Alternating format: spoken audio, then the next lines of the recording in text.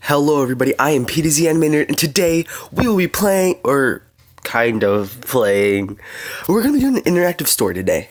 So you all know I'm a huge, I like writing and I enjoy zombies and stuff like that. So, I was just kind of looking on the app store. Sorry, I was getting comfortable. Gotta get comfy. So anyway, I was looking on the app store and I noticed tons of interactive stories. I'm like, ooh, this one looks interesting, so I'm gonna play it. And so basically interactive stories are things that let you choose your fate. Basically, depending on what you choose, certain things will happen, certain outcomes will occur. So let's dive in. Zombie High, Volume 1 by Aaron Foster Hartley. Jane, your mother yells from the hallway of your family pod. Get your butt out of bed or you're going to be late. Coming, you moan half-heartedly. You've already been awake for the past 2 hours, too frozen with fear and anticipation to budge from under your green camouflage comforter. It's finally here, you think to yourself. My first day of high school. Life is finally beginning. Judging from the clanks and sizzles and occasional yelps of pain coming from the other room, you're guessing that your mom is attempting to make breakfast, which is in itself a momentous event. She's usually much too busy in her laboratory cooking up the newest batch of life-saving serum to bother with actual food. This sounds cool. It's fun. Rise inside, I can't speak today. Rise inside, I can't say it. Rise inside. Rise and shine, soldier. The captain of Zeta Sector Military Police Force stands at attention in your bedroom doorway, his silhouette blocking out most of the light from the hallway.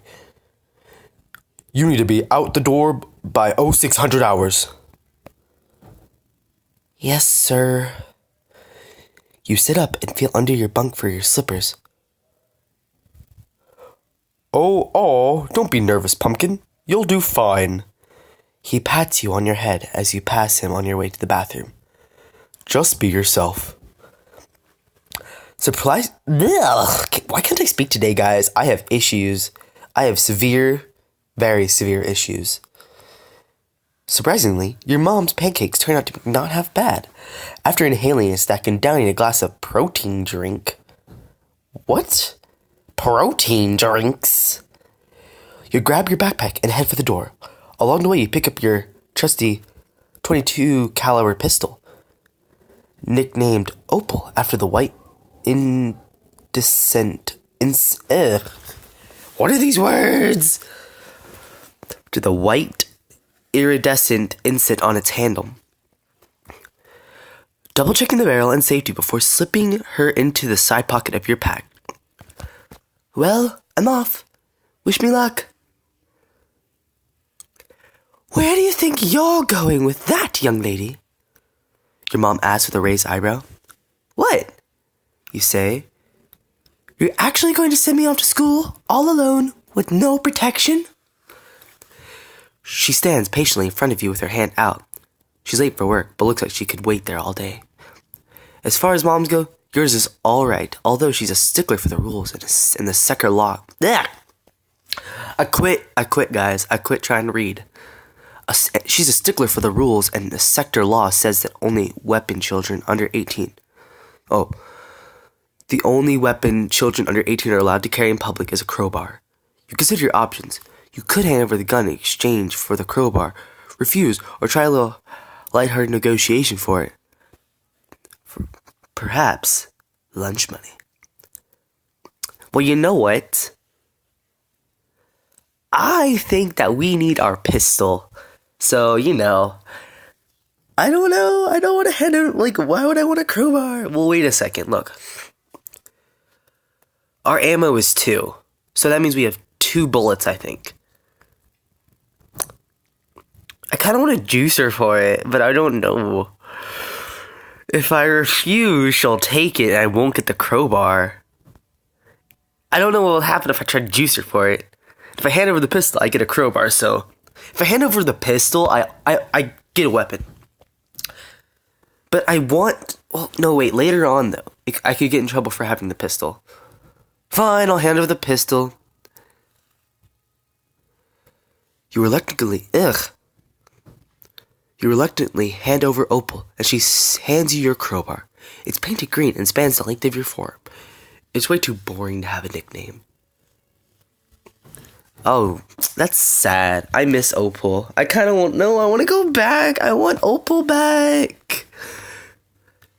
Now, your mother adopts a motherly tone. I know school can be cliquey, but don't limit yourself to one group of friends. You're pretty, you're smart, and you're athletic. So it's not fair to restrict yourself to a single label. Be nice to everyone, and try not to give in to peer pressure. God, Mom, you groan. You sound like one of those lame after-school specials that you and Dad are always watching on the Retro channel. Your dad laughs as he hands your mom her briefcase. Well, those were the good old days.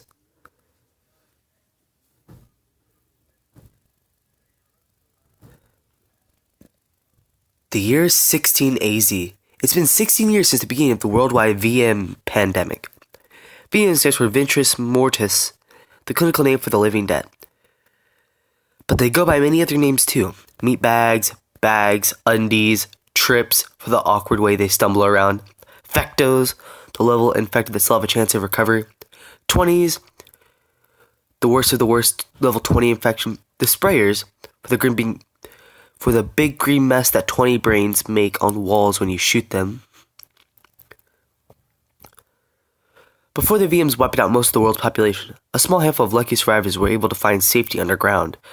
At last, count 72,641 Americans occupied the 12 high-tech military bunkers built below Seattle, sometimes in the early 2000s. Your sector, Zeta, is somewhere beneath what used to be Tuscan. The government had plans to expand farther underneath the entire country and create a safe haven in the event of a major terrorist event, such as a nuclear fallout or bioterrorism. Wow, guys, this story is really cool. Like, it's so interesting that it's all happening. Like, whoa. But no one ever expected that these plans would go interrupted by something straight out of an old zombie movie. Your mother was 6 months pregnant. Your mother was 6 months pregnant with you. No. Pregnant with you when she and your father entered the Guys, send help. I can't read. Zeta sector. Thanks to their medical and military backgrounds, they'd been recruited soon after the infection was discovered. Simultaneously in Shanghai, Mumbai, London, Johannesburg, Rio de Janeiro, Sydney, and New York City, you were born in the Zeta Sector Hospital. You've spent every day of your 16 years of life safely tucked away in its residential zone. According to this sector, all children under 16 must be homeschooled, either by tutors or various sector-sponsored undernet sites. After that, everyone was required to attend a public sector high school for more than 3 years. The best and brightest students either enter the military or medical fields. The average citizen might be except teaching, janitorial, or service positions, but the rest have only two options. Either marry someone in the first two categories and start a family, or earn food vouchers by volunteering for medical experiments. Wow, that's just... Well, you have to do these things because the apocalypse. But, it feels like this isn't gonna... Like, I kind of thought this was gonna go someplace, but, For you and your generation, it's always been this way. Your only memories of the BZ, came from movies made long ago in some place where they used to call Hollywood. Now, the newest media personalities, mostly boy bands, and reality television stars come out of Alpha Sector. Movies don't get made much anymore, so you and everyone else your age obsesses over classics like Grease, Mean Girls, and High School Musical. And though you know they're all stupid fantasies from a long dead era, you still hope that Zeta High will maybe have a fraction of their awesomeness. Except maybe for kids busting out into song in the hallways. That you could live without. You give your parents one last hug goodbye and head down the corridor to meet up with your best friend Chase. Well, at least he was your best friend before you entered high school last year. You've grown a bit apart since then, but you hope it's going to be just like old times again. Plus, it's great to have someone close by to show you the ropes and give you advice. The door of Chase's pod swings open. "Yeah, Ma," he says over his shoulder, and as he comes into the corridor, "she's here right now." "Good luck, Jane," Chase's mother calls from inside, and you wave. My grammar. Okay, let's see. We're probably gonna end it at the end of this. He says over his shoulder, "She's here right now." Da da da da. Chase's mother calls from inside, and you wave hands. Chase pushes his sandy brown bags pushes his sandy brown bags out of his blue eyes with an impatient flick of the wrist, pulling the door shut behind them. He smiles and flips his own green crowbar up in the air and then slides it deftly onto his side pocket of his cargo pants. "You ready to go, Bait?" You hate... Shush, shush, shush, shush. You all see nothing. "You ready to go, Bait?" You hate the nickname for all first-year students, even if it is true that 18% of them don't survive to their third year. "Oh, shut up," you say, elbowing him in the ribs. "Relax," he says, elbowing you back. "You know I'm just kidding." You guessed Chase could be described as cute, but you've also known him since you were 4 years old. You've shared baths and chicken pox, and you've tormented countless babysitters and tutors together. You've come to think of him solely as a brother. Any thought of romance between you makes you queasy. You two follow the east corridor to the subway, joining the mass of other students and workers along the way. A colorful mural celebrating Dr. Ethan Elrich's early antidote research adorns the stone walls. The heavy percent of spray paint fills your nose, your nostrils, guys. It's her nostrils. And you notice that someone graffitied "Death to all the factos" and "Meatbags suck" across the doctor's oversized beaker of AZ214.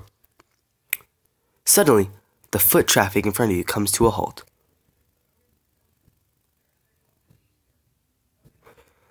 Looks like a bottleneck. I can't say words, guys. Send help. Looks like a bottleneck up at the eye scanner, Chase says, craning his neck above the crowd. They must have caught a facto. In a few moments, the crowd slowly starts to move again, and you finally make it your way to the eye scanner.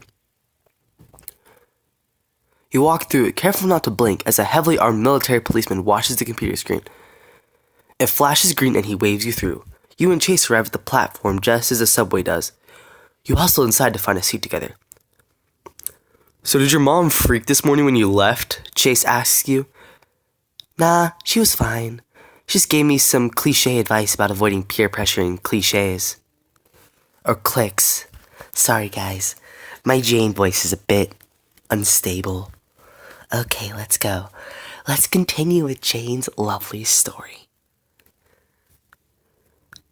"Well, she's right about that." "Ugh," you groan. "You too? You can't be serious." "I am," he says, scanning the car anxiously before settling back in his seat. Zeta High School's social scene is brutal. It's best to avoid it altogether. "What do you mean?" "Have you not listened to a word I said this past year?" asks Chase. You shrug and Chase sighs. "Okay," he continues. "Listen up. First you have the baggers. They're all meatheads and steroid cases if you ask me. All they care about is killing meatbags." "Sounds kind of fun," you say. "More like 24/7 testosterone fest. When they're not bragging about their kills, they're obsessing about their next workout or newest energy drink. So boring. Mostly bagger guys date royalty, and the cheerleaders and all the other spoiled petty princesses. Future trophy wives, I like to call them. Next, you have the... What? What's that? Earthlings. These are the smart kids, obviously. They're also totally lame. All they do all day is study, and Brown knows the teachers for extra bullets, which they immediately hand over to the baggers to protect their scrawny butts.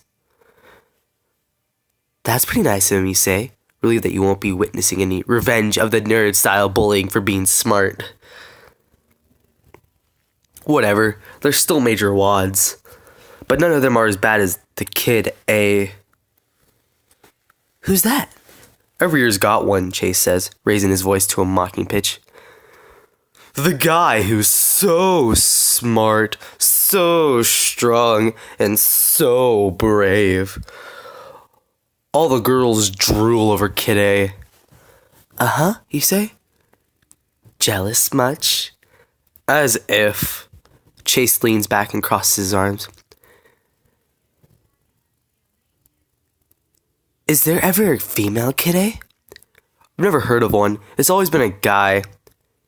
He gives you his patented smart aleck look. Why? You think you fit the bill? No, I'm just curious, you say with a shrug. It seems like you have everyone else figured out. Where do you fit in, exactly? I don't fit in, thank you very much.